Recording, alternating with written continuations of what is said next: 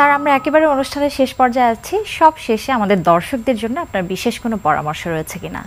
পরামর্শ একটাই, আমি আগের অনুষ্ঠানে বলেছি, আজকেও বলছি, যে বিষণ্ণতা হোক বা যে কোনো সমস্যাই হোক, যে কোনো মানসিক রোগী হোক, আপনি যদি দেখবেন একটা অসুস্থ শরীর নিয়েও কিন্তু অনেক কাজ করা যায় সারাদিনে, কিন্তু আপনার মন যদি সুস্থ না থাকে আপনি সারাদিনে কোনো কাজ করতে পারবেন না। ফলে শরীরের সুস্থতার চেয়েও মনের সুস্থতা অতি জরুরি বেশি।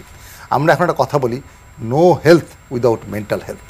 কাজে মনের সুস্থতা খুব বেশি জরুরি।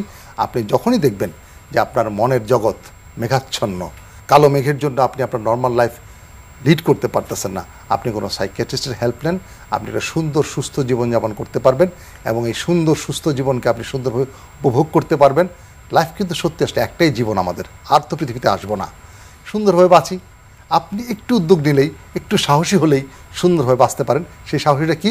সব স্টিগমা ঝেড়ে ফেলে, সব মনের সংকুচিত ভাব ঝেড়ে ফেলে আপনি যখন সাইকিয়াট্রিস্টের পরামর্শ নেন, সাইকোলজিস্টের পরামর্শ নেন, বিশেষ করে সাইকিয়াট্রিস্টের কাছে প্রথমে আসবেন। সাইকিয়াট্রিস্ট প্রথমে ঠিক করে সাইকোলজিস্ট কার কাছে আমি পাঠাবো বা কী করবো। আর যে সাইকিয়াট্রিস্ট নিজে আপনার মনে চিকিৎসা বা সাইকোথেরাপি করবে তো নিজেই করবেন।